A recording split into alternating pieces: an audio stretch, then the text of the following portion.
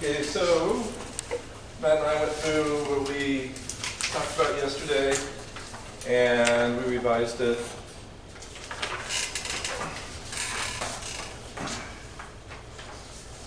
To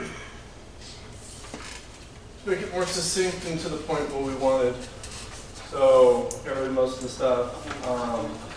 Under evaluations, district will provide targeted and individualized professional development to address shortcomings identified during employee evaluations with the aim that the employees may attain the advanced professional endorsement on the career ladder, and for video footage from the district security cameras will not be used in future evaluations.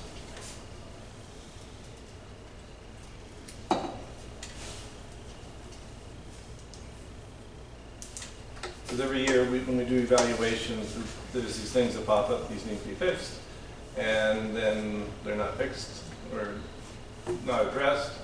This way we can get them addressed and we can get them, we get people on that advanced professional endorsement so the district can get more money and take the burden off the taxpayers for salaries.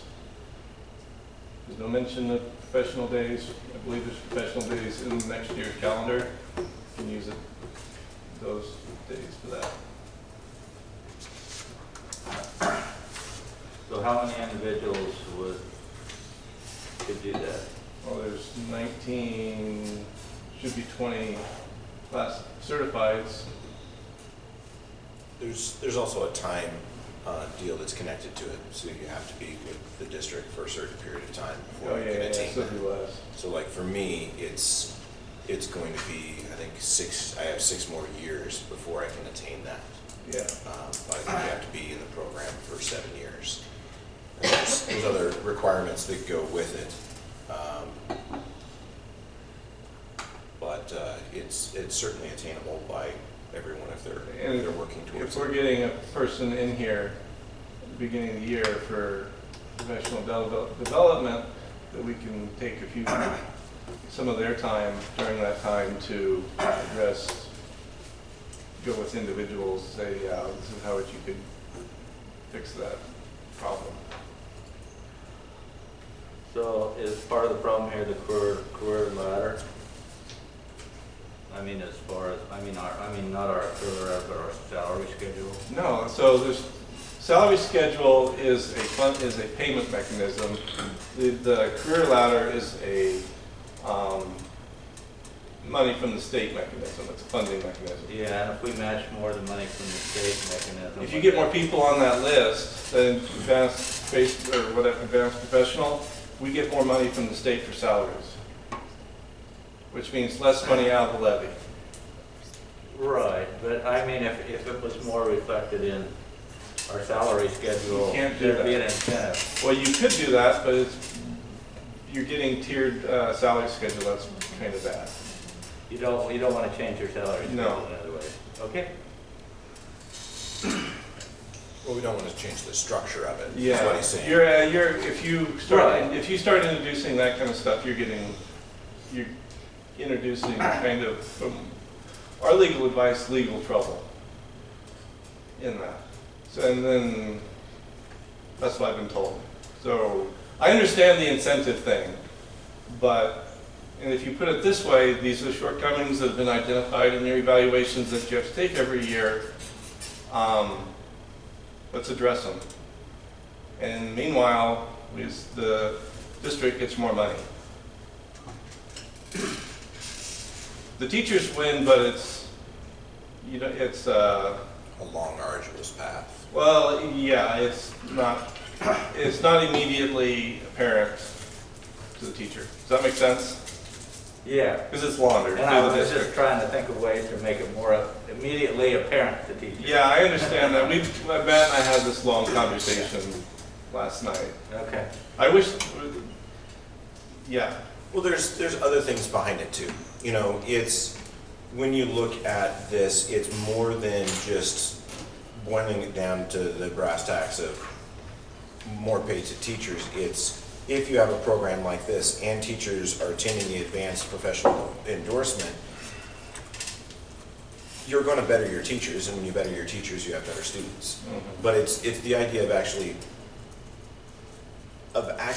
putting an emphasis on a review more than just something that you turn the cogs, you push the button, that there's a result that comes from it. You know, as you improve and as you increase, you're going to receive this endorsement, but it's more to better the teachers and make sure that it also Better helps us be teachers. better teachers, lifelong learners. Yeah, Um, but it benefits the district too. We Yeah. understand.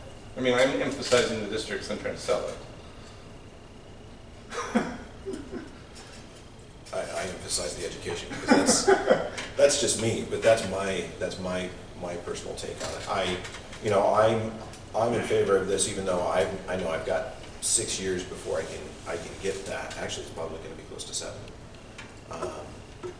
But There's more than one way to skin the cat. We can do it with an existing structure. And next year we can, if we if we add certain considerations that we discussed yesterday into the calendar, it will be easier to do, more individualized.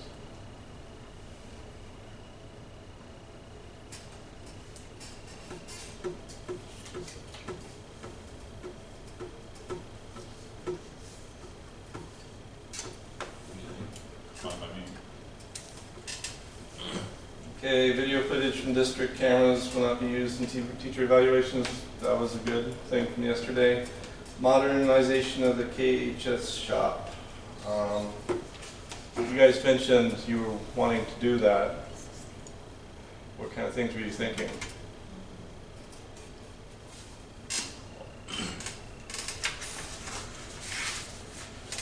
So I understand that's a big deal right there. Yeah. Just a little bit. I put that as a future state. Yeah. You know, with that information there, that is, if someone says, what would be a dream shop, that would be it. Yeah, I'm like. But it's targeted for various industries that are in the area. So if you see in there, there's a couple of milling machines, so that taps your manufacturing. So there's a milling machine and a lathe. And there's several different types of those listed in there. We don't have to go for the full CNC right off the bat. In fact, to work with one of those, that would require infrastructure changes. Concrete pads poured for them, electrical upgrades, things like that. But that would tap the manufacturing industries that you have there.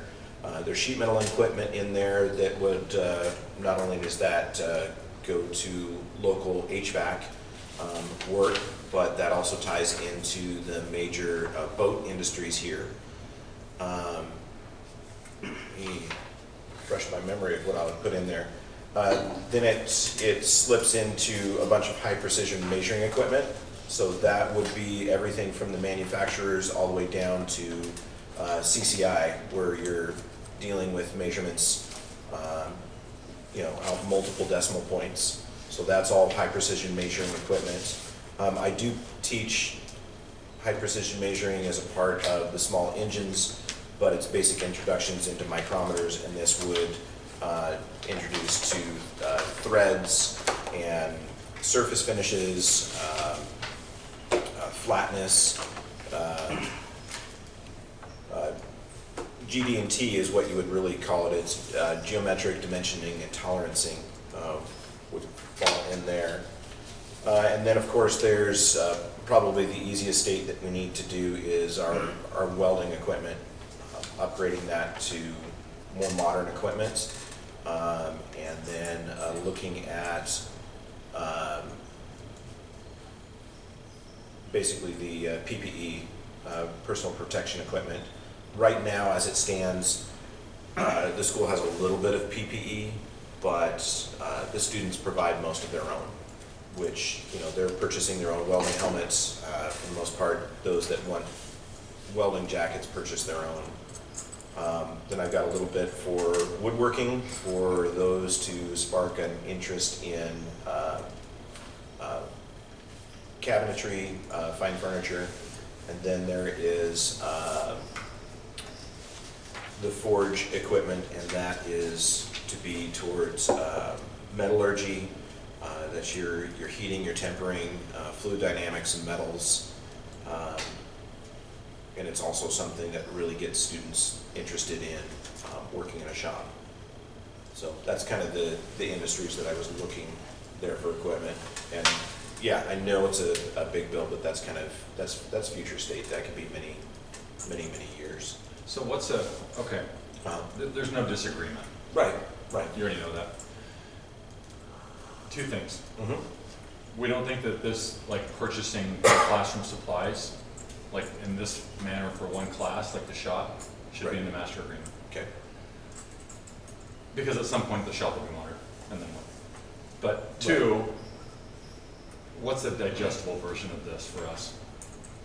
So are you thinking like, let's have something that says modernization of the KHS shop will be part of the, like, what is it, what do we have? We talked about this. Well, it's going to be like the strategic plan. Like the strategic plan, right? So that I mean, it could this be, will be yeah. a part of the strategic plan over the next 10 years to bring the shop up to modern standards. I mean, Yeah, like it that could be. sounds, Yeah, definitely, it could be.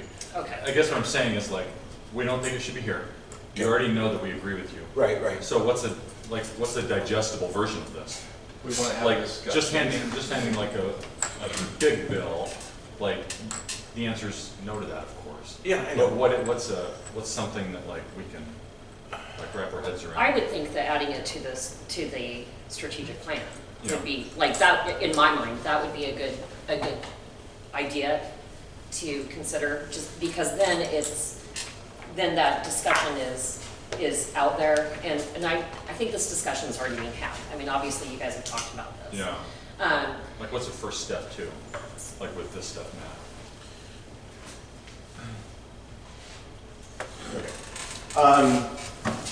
The first step here is we need to, You know what I mean? Like, what are the priorities? what are the priorities in, for us in to year do? one? Like, this isn't like a. Year one is simply to repair or replace broken equipment. You know, basics, if we were looking for what we want to tackle basic-wise, let's look at the woodworking area. Let's get. So woodworking. Woodworking. That's a So priority. That's a priority, Okay. and welding would be the other priority. Welding, just replacing, because I actually wrote a grant on this about last week, Mm-hmm. $2,800 to do what he wants with the welders. Okay. Yeah, that's bringing in six 6 Lincoln welders. Lincoln welders. From home Okay. Depot. So I would look at the welding area and the woodworking, and I can expand out from there. You know, like sheet metal could be down the road, and then we're bringing in a sheet metal shear, a box pan brake, you know, things like that. If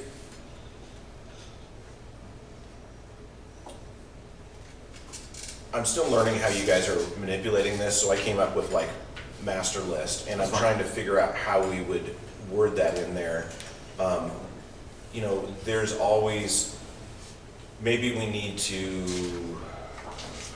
I'm trying to help you with it being specific but not specific to this. So it would be,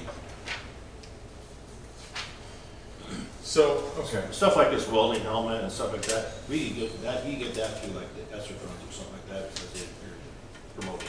Like, we can come up with these things. I'm just asking you, like, how do you want to come up with them? We already said we're going to commit at least 11.5 next year. right. So on top of that, What do we need to bring that what up? are we looking at? I would have to sit down and add some of those together. I guess at this point, you know, I don't know, I haven't looked at the repair costs for. Well, that's fine. existing You don't need ones. to right now. I'm just saying, But- like, we're in agreement. Okay, We so- want to commit to, like, improving it. If you're committed to being here and being out there and improving the shop, then we'll be committed to it as well. Okay, so, I mean, let's work on the wood area. I guess we don't really need dollar figure now. I mean, if you guys are saying we're going for it, let's go for it. I've got other things that just came down the pipe. There is $4 million from Governor Little that's coming in to modernize these. It's formative grants. I write some grants. That one's a big one. That's going to require skills I don't have. But yeah, I definitely want to get the wood area up and running and the welding area up and running. Mhm.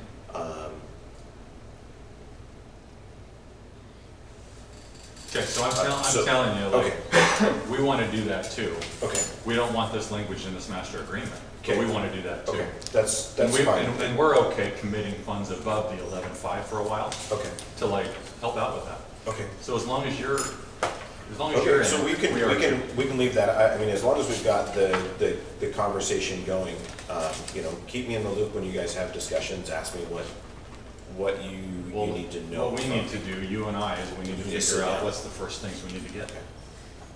That's it. And Okay. you already know the board wants to do that, because they talked about it at the last Right. meeting. Yeah. I think it was Shelby that brought it up, but everybody knows we want to improve those things, and especially if we've got lots of kids out there and utilizing it, Yeah, and we seem to. okay. So let's not have the modernization table, take that out. And I think, like, and I know less about the functionality of this, but more about like the strategic plan, like being on DLT for a number of years, that we've traditionally had people like Joe say, you know, give us your list and let's look at it over 10 years. Like that's what you're asking, isn't it? Or am I wrong? Okay. Anyway, Yeah, anyway, so I mean, that's, we need to, before kids are back in the fall. Okay. You've got one, right? is that the same one from yesterday? Yeah, can you give that to Matt? Next is Article 5, which is in relation to, I just handed out to you. On the email that I just gave to you, please pay attention to the highlighted part on the front and on the very back. So this is an article out of Idaho Education News and from last week. And anyways, the point that I want to draw your attention to is NAMPA has agreed with their local and the school board has agreed to use federal money to cover the shortfall between insurance, between what the state is given and the total. Does that make sense?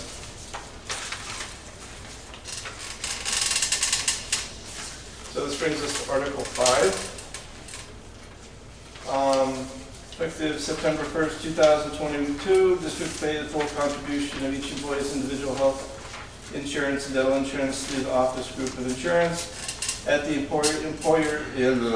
employer share determined by the OGI. So this is, if you actually look at the schedule of fees for the state insurance, there's the employee and then there's the employer.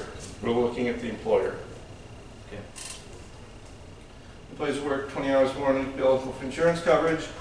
All employees working a minimum of 20 hours per week shall have the full individual health insurance and insurance paid by the district.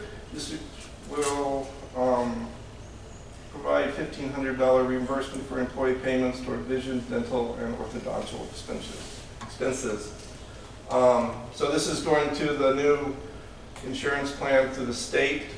You guys are set to save about, once the fees get done, so without the federal money that this email references, so without that, you guys are looking like about a $40,000 shortfall between, so all certified will be covered by what the state gave, but there's some classified that are not, and it's about $40,000.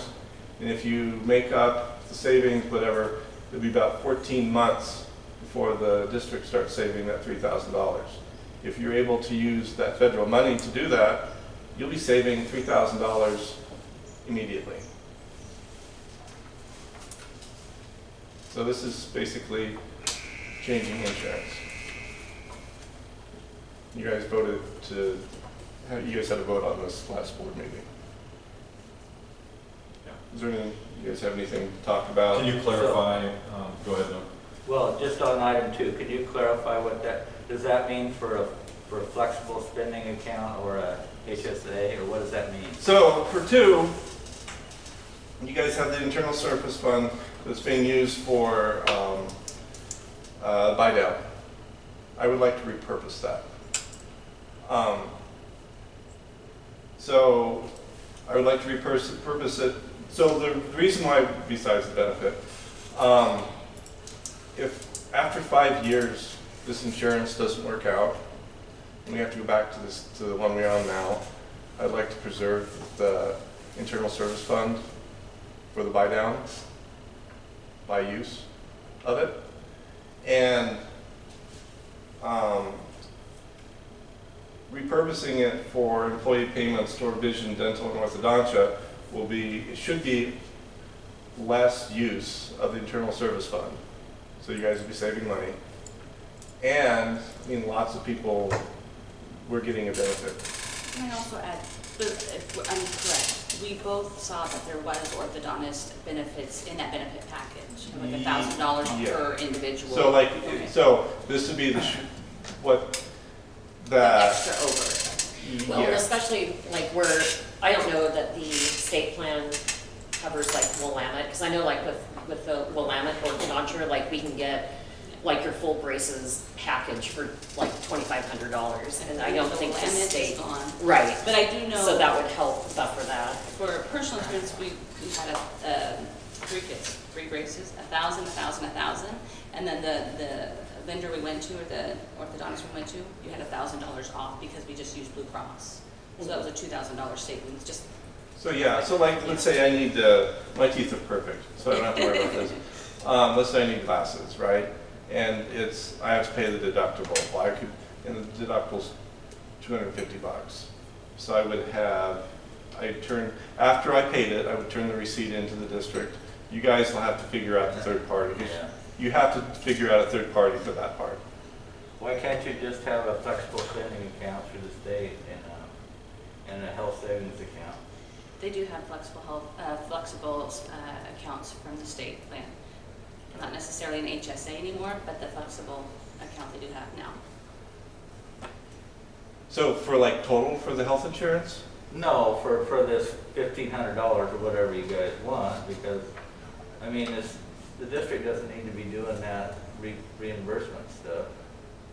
And it's your money if we do that. So, yeah. So my point is that for a healthy, younger employee, a health savings account and a high deductible insurance is their best bet over their career. But I mean, people don't like that for some reason. Well, if So you the have other alternative to that is just the extra health savings account for people. you might run into an issue. I don't think you can have a PPO and an HSA. I don't think. It's not an you can. HSA. FSA, It's the an flex. FSA. FSA. Yeah. Oh. I don't know. As long as the benefit's there, how it's delivered, I would be open to it. I mean, you could also, the FSA, you could also do an MSA. There's a state, so I have a medical savings account through my credit union. But I was thinking if district could keep more of the money in their pocket, because I mean, not everybody's going to be using the $1,500 a year. What were you saying about a third party administering that? So the current buy down, right? In order to make HIPAA or something like that, so the district doesn't know what you're spending your medical bills on.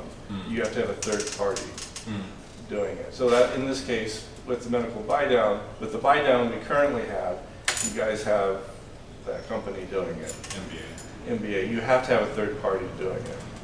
Do you have a suggestion for I a third party? have no idea. You guys know more about that than I do. Just asking.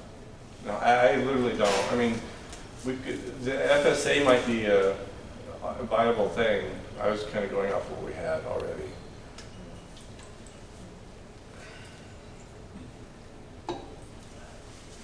Having this would make us extremely attractive to getting hard-to-fill positions if you have kids. And it's getting harder. I keep track of my old home to figure out which of my former ag teacher friends are going where. And someone was telling me to check it out with all the people moving. And they normally have between 8 and 10 teachers move a year. This year they have 28. And I think like for ag teachers in Idaho, they were saying they were trying to recruit people, like tell us who you know, because there's 18 so far. But this article was also talking about teachers moving or leaving the workforce and trying to find a way to retain or recruit. You basically have to be as bright and shiny as possible. Can I go up to lines 14 and 15? What, can you talk about that sentence there? Why is that sentence in there? Is that? This is union deal. This is what I got, the language I got for the changing over. Here's how we disagreed on how we interpreted that. Yeah. Some people interpreted that as the district would pick up both the employer and the employee share. Okay. So is that how you intended it? Not necessarily.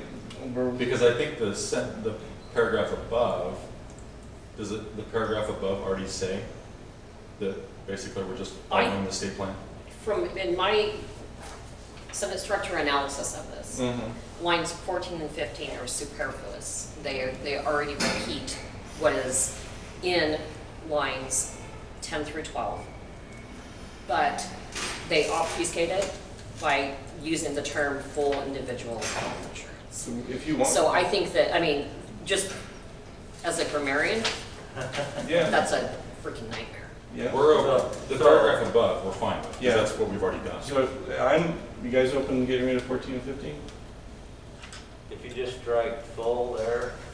would that I be think correct? getting rid of 14 and 15 altogether, Okay. because this creates a, like I said, I think that like this countermands Oh, yeah, what's I up see. above. It's that you already have it there because you say employees work 20 hours or more a week. Okay, so we get rid of lines 14 and 15. Is there anything else?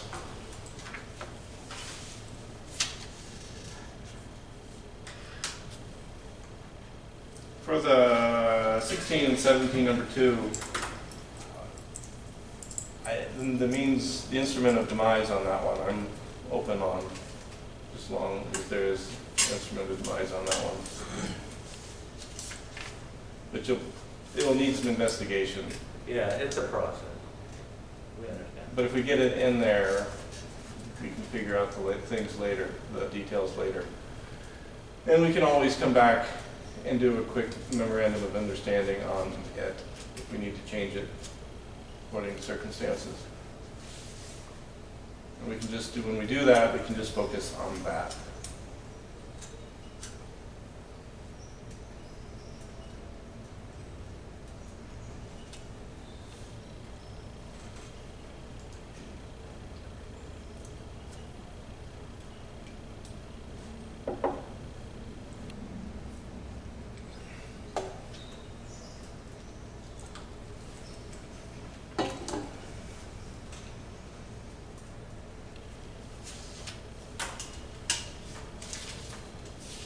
So how many employees do we have if we get the $1,500 reimbursement? That would be, It's approximately 40 to 42. so 40 times, so that's $60,000.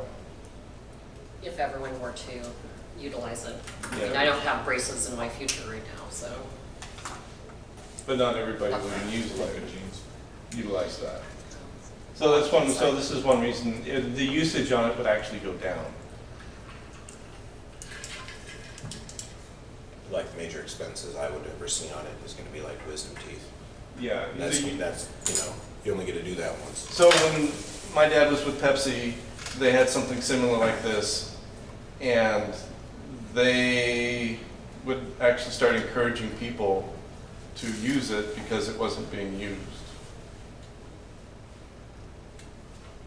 It was just growing and growing and growing. It would save the district money. There'd be less paid out of it.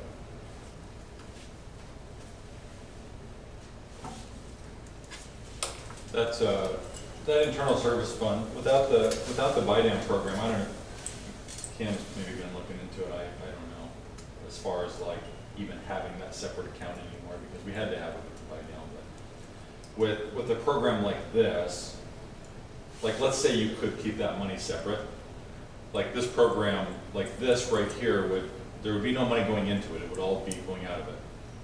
'Cause How you guys fund that, the internal service fund? is Well, it your would just be business. paying for it, so like. That makes sense. And I'm just saying, like, the internal service fund was paid through our insurance premiums into the buy-down. Mhm. And then when people would utilize it, the money would come out. Mhm. There's no inward with a benefit like this, it's all outward. So over time, I mean, theoretically, it's gonna It drain. just drains. I have no idea how quick it would drain, probably it would take a long time, I have no idea. So, But I'm just saying it would all be out. yeah, so at the end of the day too, that's, the internal service fund is the district's money.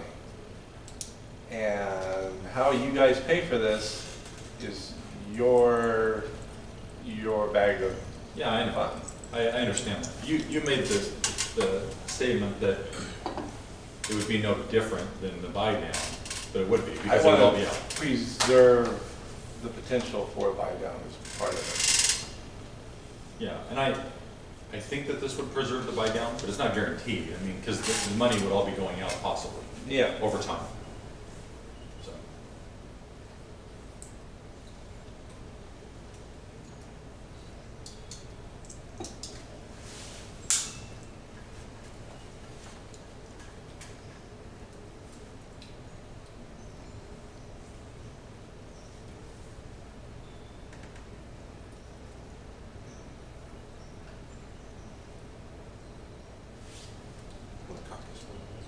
Sure.